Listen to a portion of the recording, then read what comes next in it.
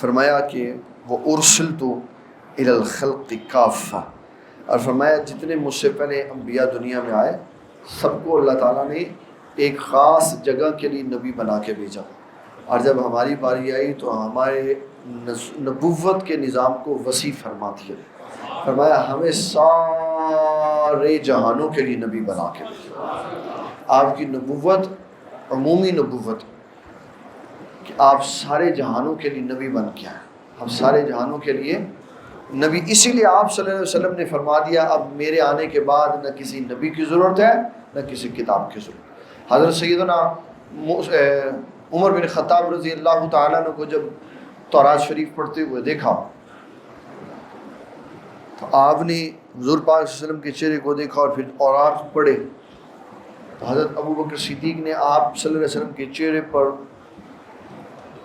آپ کے تغیر و تبدل کو دیکھا تو فرمایا عمر ادھر بھی غور کر، کیا کر رہے؟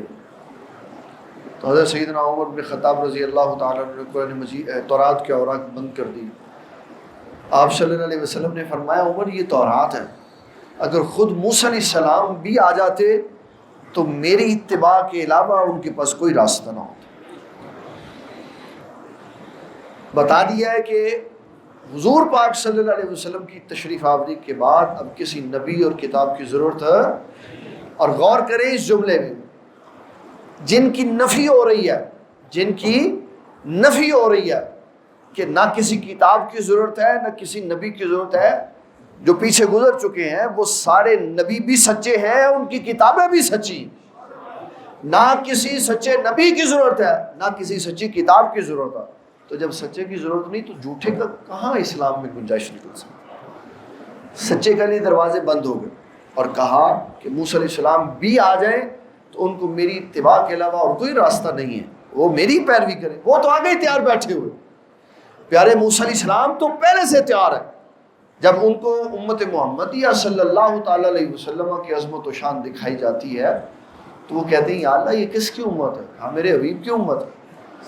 کہتے ہیں یا اللہ یہ مجھے دے دے، کہا نہیں میں نے اپنے محبوب کے لیے رکھے ہوئے۔ تو موسیٰ علیہ السلام عرض کرتے ہیں یا اللہ پھر مجھے ان کا امتی بنا دے۔ اللہ تعالیٰ جل جلالہ ارشاد فرماتے ہیں پیارے موسیٰ علیہ السلام ہم نے آپ کو نبی اللہ بنایا، آپ امتی بننا چاہتے، وہ تو پہلے بننا چاہتے۔ تو حضور صلی اللہ تعالیٰ علیہ وسلم آپ کو اللہ تعالیٰ نے جو اعزاز عطا فرمایا ان میں یہ تھا کہ آپ کی نبوت کو سارے جہانوں کے لیے نبی بنا کے آپ کو بھیجا، وہ ختم بہ النبیون اور خاتم النبیین بھی بنا کے بھیجا۔ آپ خاتم النبیین بھی ہیں، اور اللہ تبارک و تعالیٰ نے یہ اعزاز آپ کی ولادت کے ساتھ ہی آپ کے سر مبارک پر سجایا۔